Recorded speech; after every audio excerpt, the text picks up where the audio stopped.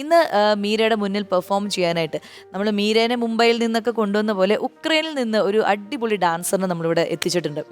അപ്പൊ നമുക്ക് വിളിക്കാം അല്ലേ? യെസ്.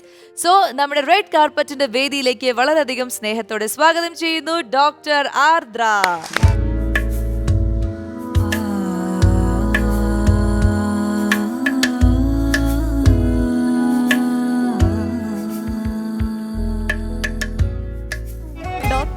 ഡോക്ടർ ആവുന്നേ ഉള്ളൂ. ഡോക്ടർ അല്ല. അയ്യോ, കുഴപ്പമില്ല.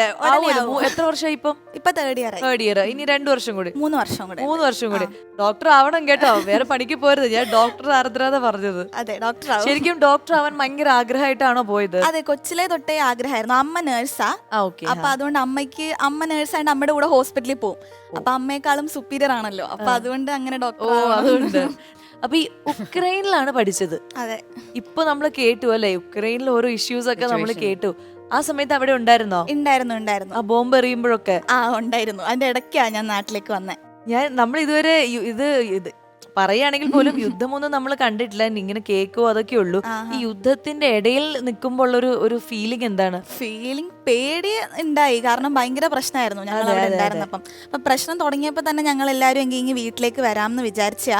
പക്ഷെ അപ്പൊ ക്ലാസ് നിർത്തിയില്ല അവര്. ക്ലാസ് കണ്ടിന്യൂസ് ആയിട്ട് എടുക്കുന്നേ ഉണ്ട്.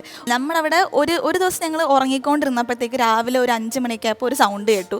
ഒരു ചെറിയൊരു ഷേക്കിംഗ് പോലെ ഉണ്ടായി. അപ്പം നമ്മൾ പേടിച്ചു. അപ്പം ഞാനാണെ ഒറ്റയ്ക്ക് ഉണ്ടായിരുന്നുള്ളൂ. അപ്പൊ ഞാൻ വിളിച്ചു, ഫ്രണ്ട്സിനെയൊക്കെ വിളിച്ചു. പിന്നെ ഞങ്ങൾ എല്ലാവരോടും ഒരുമിച്ച് ഒരു അപ്പാർട്ട്മെന്റിലാണ് താമസിച്ചത്. ഈ ഫുഡ് കാര്യങ്ങളൊക്കെ ഇല്ലാതിരുന്നു എന്നൊക്കെ നമ്മൾ ന്യൂസിൽ കേട്ടു. അതെ, അവിടെ ഷോർട്ടേജ് വന്ന് തുടങ്ങിയപ്പോ തന്നെ ഞങ്ങൾ കുറേ ഫുഡ് വാങ്ങി സ്റ്റോർ ചെയ്തു. അമ്മ അച്ഛനും വിളിച്ചിട്ട് പറഞ്ഞിട്ടുണ്ടായിരുന്നു എല്ലാം വാങ്ങണം എന്ന്. അങ്ങനെ ഞങ്ങൾ കുറേ ഫുഡ് അപ്പൊ തന്നെ സ്റ്റോക്ക് ചെയ്തിട്ടുണ്ടായിരുന്നു, ബ്രെഡും നട്ട്സും ഒക്കെ. പിന്നെ വീട്ടിൽ നിന്ന് പൈസ അയച്ചിട്ട് നേരത്തെ വിഡ്രോ ചെയ്ത് വെക്കാൻ പറഞ്ഞു. അപ്പൊ അതുകൊണ്ട് പൈസ ഇല്ലാത്ത സമയത്തും നമ്മുടെ കയ്യിൽ ഉണ്ടായി. അതുകൊണ്ട് പിന്നെ ഞങ്ങൾക്ക് വരാൻ പറ്റും. ഈ ഉക്രൈനിൽ പോയി പഠിച്ചത് കോളേജ് ഉണ്ട്? ഇല്ല, ഞാൻ ഇവിടെ കിട്ടണം എന്നായിരുന്നു ആഗ്രഹം. പക്ഷെ നീറ്റ് എഴുതി. പക്ഷെ ഇവിടെ MBBS വരാനുള്ള ഇതില്ലായിരുന്നു, മാർക്കില്ലായിരുന്നു. അപ്പൊ ഇത് ഡോക്ടർ ആവണം എന്ന് തന്നെയായിരുന്നു. അതുകൊണ്ട് പിന്നെ പുറത്തു പോവാ വിചാരിച്ചു.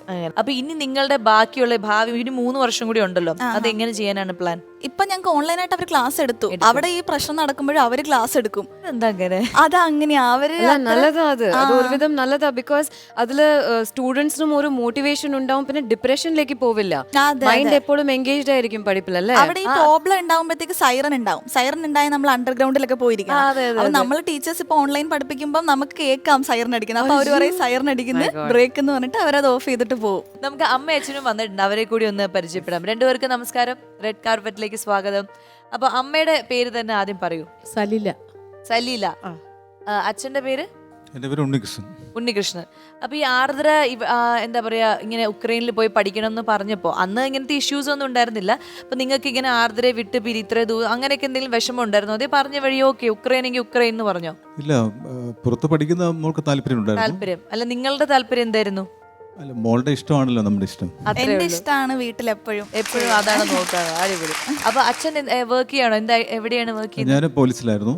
പോലീസ് സാർ, ഞാൻ എന്തെങ്കിലും പറഞ്ഞിട്ടുണ്ടെങ്കിൽ ഞാൻ അമൃതപുരിയിലെ സബ് ഇൻസ്പെക്ടറായിട്ട് വർക്ക് ചെയ്തിട്ടുണ്ട്. ഇപ്പൊ റിട്ടയർഡ് ആയത്. അപ്പൊ എന്തായാലും ഒരുപാട് സന്തോഷം പരിചയപ്പെടാൻ സാധിച്ചില്ല. ഇനി അമ്മയടുത്ത് വിശേഷങ്ങൾ ചോദിക്കട്ടെ. ഈ ഡാൻസർ എന്ന രീതിയിൽ ആർദ്ര എങ്ങനെയാണ്? പഠനത്തിന്റെ കാര്യം മിടുക്കിയാണെന്ന് ഇപ്പൊ നമുക്ക് മനസ്സിലായി.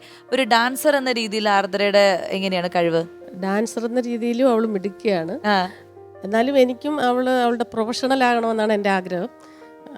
അവളെപ്പോഴും നമ്മുടെ ഹോസ്പിറ്റലിലൊക്കെ വരുമ്പം ഡോക്ടേഴ്സൊക്കെ കാറിൽ വരുമ്പോൾ അവൾ പറയും ഞാനും കാറിൽ ഇവിടെ ഡോക്ടറായിട്ട് അങ്ങനെയൊക്കെയുള്ള അങ്ങനെ കണ്ടു വളർന്നുകൊണ്ട് അവർക്ക് അത് ഇഷ്ടമാണ്. അതെ. അപ്പൊ എന്തായാലും ആ ഒരു ആഗ്രഹം, ആ ഒരു അംബീഷൻ ഫോളോ ചെയ്ത് അടിപൊളിയാവട്ടെ.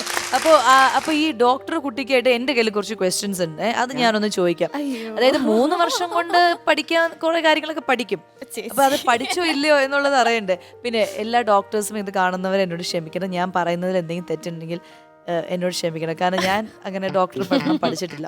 ഇതെന്താ വെച്ചാൽ കുറച്ച് ടാബ്ലറ്റ്സിന്റെ പേര് ഞാൻ ചോദിക്കും. അത് ഏത് അസുഖത്തിനുള്ളതാണെന്ന് കറക്റ്റ് ആയിട്ട് പറയണം. ഓക്കെ.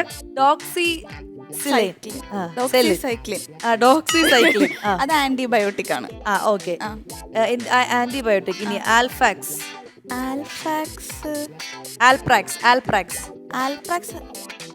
നേഴ്സ് വേണ്ട, ഡോക്ടർ മതി നമുക്ക്. നേഴ്സിന്റെ ഉത്തരം ഞാൻ എടുക്കില്ല. അമ്മയ്ക്ക് അറിയായിരിക്കും. ആൽപ്രാക്സ് എന്തിനുള്ളതായിരിക്കും? ശ്വാസം മുട്ടലല്ല, ഇങ്ങനെ വാവ് എന്നൊക്കെ നമ്മൾ, അല്ലെങ്കിൽ നമ്മള് ആങ്സൈറ്റി ആങ്സൈറ്റി, ഡിപ്രഷൻ രണ്ടും തന്നെ ഇവിടെ എഴുതിയേക്കുന്നത്. ഇതിപ്പോ ഡോക്ടർക്ക് ഞാൻ പറഞ്ഞു കൊടുക്കണോ, ഞാൻ ഇത് വായിക്കാൻ തന്നെ ഇവിടെ കഷ്ടപ്പെടാണ്. ഇനി ലിവോ തൈറോസിൻ, ലിവോ തൈറോസിൻ, അമ്മ അതെ അത് തന്നെ.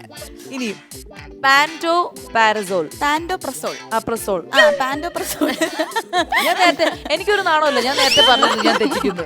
അല്ല, അത് സ്റ്റൊമക് പ്രോബ്ലംസ്, അസിഡിറ്റി. ഓക്കെ, ഇനി അടുത്തത് വളരെ ശ്രദ്ധിക്കണം, കാരണം എനിക്ക് തന്നെ അത് അറിയുന്നില്ല എന്താണെന്ന്.